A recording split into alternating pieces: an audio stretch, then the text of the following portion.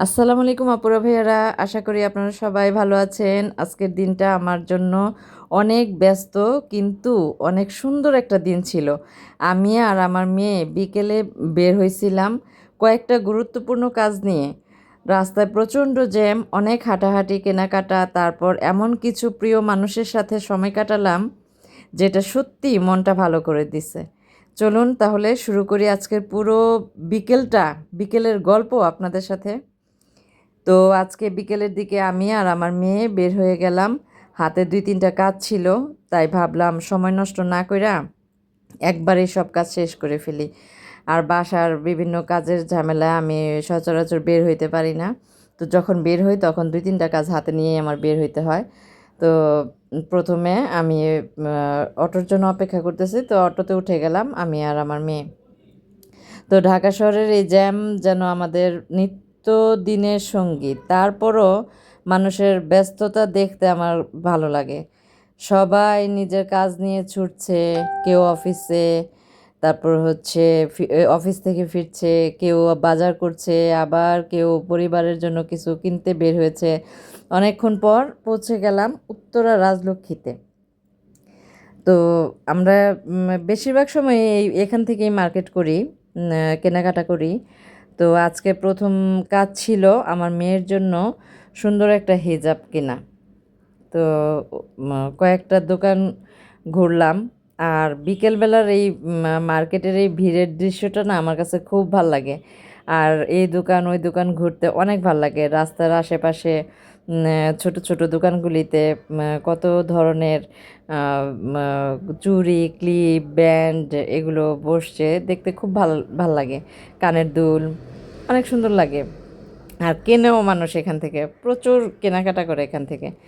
তো আমরাও কয়েকটা দোকান ঘুরলাম, অনেক রং দেখি।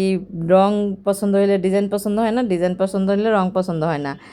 তো শেষে একটা হিজাব আমার মেয়ের আর আমার দুইজনেরই খুব পছন্দ হয়েছে।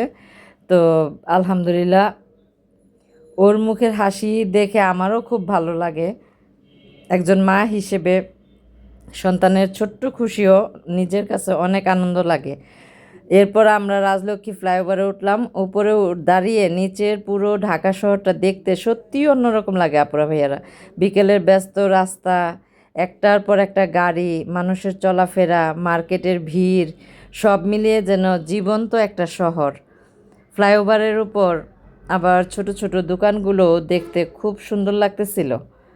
তো কয়েক মিনিট শুধু দাঁড়িয়ে চারপাশ দেখতেছিলাম।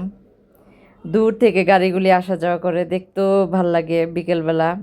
আর হচ্ছে গরম ছিল, প্রচণ্ড গরম ছিল। আর ব্যস্ত জীবনের মাঝেও এমন ছোট ছোট মুহূর্তগুলো না মনকে অনেক শান্তি কইরা দেয়। তো ফ্লাইওভারের ছোট ছোট দোকানগুলো আমার কাছে খুব ভালো লাগে। আর এখান থেকে মানুষ অনেক কিছু কেনাকাটা করে, কারণ অনেক সস্তায় অনেক কিছু পাওয়া যায়। এরপর আমরা রিক্সা নিয়ে চলে এলাম ফরিদ মার্কেটে। তো আগেই বেশ কয়েকদিন আগের ব্লগে দেখছেন আমি কিছু জামা বানাইতে দিছিলাম ফরিদ মার্কেটে। তো আমাদের পরিচিত এই দোকানটা। তো এখানে যাইতেছি।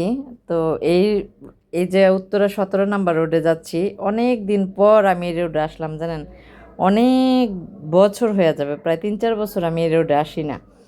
তো আজকে আইসা না আমার সেই আগের কথা মনে হয়ে গেছে। এই রোড দিয়ে কত আসা যাওয়া করছি, নিত্যদিন এই রোড দিয়ে আসা যাওয়া হইতো আমাদের। তো আজকে সে জামাগুলো নেওয়ার জন্য আমি চলে আসলাম। সত্যি মানে সত্যি কথা বলতে আমার কাছে এত ভালো লাগছে যে সবচেয়ে ভালো লাগছে আমার জামাগুলো দেখে।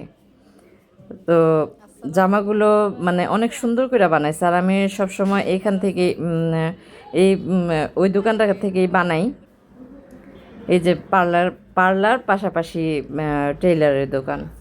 তো এখান থেকে আমি বানাই, খুব ভালো করে জামা বানাই, মজুরিটা অনেক কম নিচ্ছে। তো এখনকার সময়ে এত ভালো মানুষ পাওয়া সত্যিই ভাগ্যের ব্যাপার। যেমন মজুরি কম, কাজও সুন্দর, মানে অনেক ভালো লাগছিল কাজের।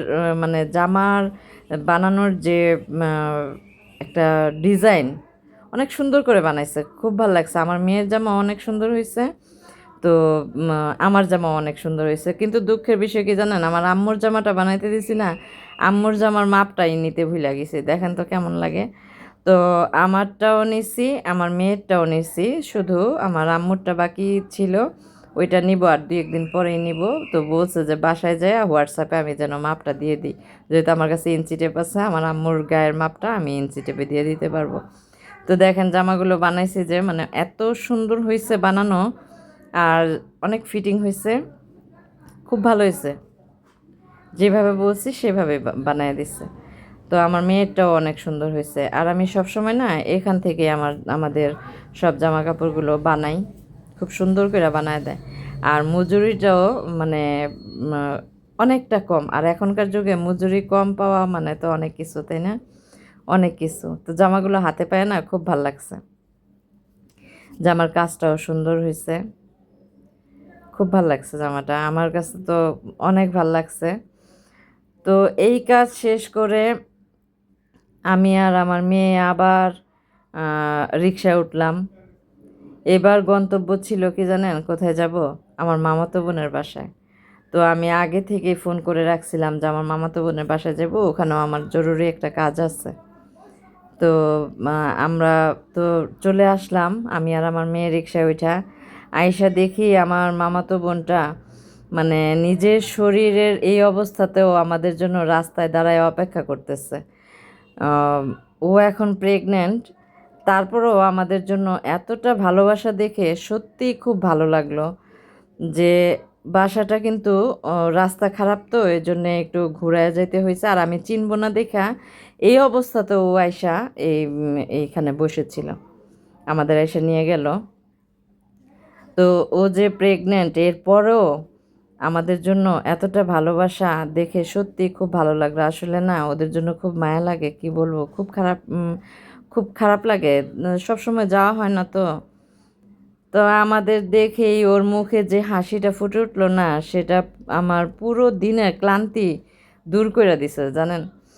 বাসায় গিয়ে দেখি সবাই একসাথে, আমার মামাতো বোন, মামাতো বোনের মেয়ে, মামাতো ভাইয়ের বউটা, তারপর মামাতো ভাইয়ের ছেলে আছে একটা, সবাই মিলে সুন্দর একটা পারিবারিক পরিবেশ। তো অনেক গল্প করলাম জানেন, অনেক গল্প করছি, অনেক হাসাহাসি, আমি, আমার মামাতো বোন, আমার মামাতো বোনের মেয়ে, মামাতো ভাইয়ের বউ, আমরা সবাই অনেক মজা করলাম। আর আমার বোনের মেয়েটা না, আমার মেয়েটাকে পেয়ে এত খুশি হয়েছে যে ও তখন ওর প্রাইভেট পড়তেছিল, ও টিচার ছিল রুমে, কিন্তু মনোযোগ দিয়ে পড়তে পারে নাই। এই হলো সবচেয়ে মজার বিষয়, যে ওরে পায়া কখনো টিচারের কাছ থেকে ছুটি নিবে সেই চিন্তা করতেছিল। তো অনেক দিন পর দেখা হয়েছে, তো অনেক দিন পর দেখা হইলে আসলে এরকমই লাগে। অনেক গল্প করলাম, অনেক হাসাহাসি করলাম। তো ওদের দুজনকে একসাথে দেখে আমারও খুব ভাল লাগছিল। দুই বোন একসাথে খুব মজা করতেছিল।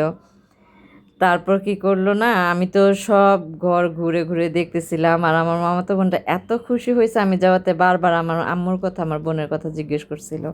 কিন্তু ওনাদের তো, আমি তো কাজে বের হয়েছি, তারপরে আবার আমার আম্মু আর আমার বোন তো তেমন একটা কোথাও যায় না।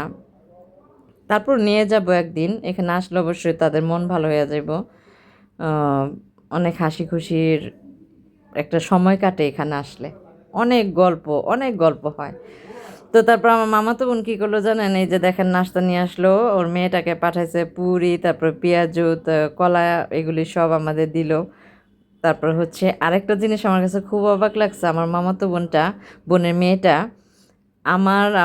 আমার জন্য কফি বানাইছে। তো ওর এই আন্তরিকতাটা আমার কাছে এত ভালো লাগছে, আর এতটুকু একটা মেয়ে যে কফি বানায় নিয়ে আসছে আমার, আর এত স্বাদ হয়েছে বলার মতো না। আর অনেক মজা করে আমরা একসাথে নাস্তা করলাম বিকেলবেলা। অনেক দিন পর এরকম একটা মুহূর্ত কাটাইছি জানেন, অনেক দিন পর। তা কফিটা মজা করে খেলাম, তো কফির স্বাদের চেয়েও বেশি ভালো লাগছিল ওর আন্তরিকতাটা। মুন্নিমা দাঁড়াও, তোমার জন্য আমি কফি বানায় নিয়ে আসি। আর ও যখন আমার মুন্নিমা বলে ডাকে না, তখন আমার মনটা জানি কেমন হয়ে যায় জানেন। তো সময় যে কিভাবে চলে গেল বুঝতেই পারি নাই। আমরা একদমই আমার তো একদমই আসতে ইচ্ছে করছিল না, কিন্তু বাসায় আম্মু আর বোন একা ছিল, তাই ফিরতে তো হবেই বাসায়, তাই না? এখানে গল্প করতেছি, আর পাশাপাশি মানে আমার আম্মু আর আমার বোনের কথা আমার মনের ভিতরে কাজ করতেছে যে এরা জানি কী করতেছে। তো সবচেয়ে ভাল লাগছে আমার এই কফিটা, আর ওর যে মনের ভালোবাসা থেকে আমার জন্য কফিটা বানাইছে, এটাই হচ্ছে সবচেয়ে আমার মানে খুব ভাল লাগছে। তো সময় যে কীভাবে চলে গেল বুঝতেই পারি নাই আপুরা ভাইয়ারা। আমার একদমই আসতে ইচ্ছে তো করছিলই না, সবচেয়ে ভালো লাগছে, গল্প করলাম। তো আজকের অনেক টাকা খরচ হয়েছে কি, তবে পরিবারের প্রয়োজন, মেয়ের প্রয়োজন আর নিজের দায়িত্বের জন্য খরচ করলে সেটা নিয়ে আমার কোনো আফসোস নাই। আমি একজন সিঙ্গেল মা, বাবার বাড়িতে থেকেই নিজের মেয়েকে মানুষ করার চেষ্টা করছি। জীবনে অনেক দায়িত্ব আছে, অনেক হিসাব করে চলতে হয়, তারপরও আল্লাহর উপর ভরসা রেখে প্রতিদিন নতুনভাবে শুরু করার চেষ্টা করি। আপনাদের ভালোবাসা আর দোয়া সহযোগিতা থাকলে ইনশাল্লাহ আরও সুন্দর সুন্দর ভিডিও নিয়ে আপনাদের সামনে আসব। তো বিদায় মুহূর্তটা না এত খারাপ লাগতেছিল, ওদের রাইখা চলে আসতে আমার খুব খারাপ লাগতেছিল। আমার থাকতে ইচ্ছে করছিল, কিন্তু সময়ের অভাবে থাকতে পারি নাই। তো আমার মামাতো বোনের এই শরীর এই অবস্থা নিয়েও ও আমাকে আর আমার মেয়েকে জানেন, আমি অফ ক্যামেরাতেও আমাদের কত দূর হাইটা যায় আমাকে রিক্সায় উঠায় দিছে। জানে আমি এই জায়গাটা বেশি একটা চিনি না, আর রাত হয়ে গেছে। তো তো রিক্সায় উঠায় দেওয়ার জন্য ও বের হয়েছে। আমি বারবার না করছি যে তুই আসিস না, আসিস না। তারপরও ও আর ওর মেয়ে সুন্দর চলে আসছে, আর রাস্তা দিয়ে গল্প করতে করতে করতে করতে আমাদের কখন যে একদম রিক্সার কাছে চলে আসছি জানেন না, মানে বলতেই পারবো না, রাস্তা শেষ হয়ে গেছে। তো ভিডিওটি যদি ভালো লাগে তাহলে অবশ্যই একটা লাইক করবেন, আর আপনার মূল্যবান মতামত কমেন্টে জানাবেন। তাই নতুন হয়ে থাকলে চ্যানেলটি সাবস্ক্রাইব করে আমাদের পাশে থাকবেন। আল্লাহ হাফিজ।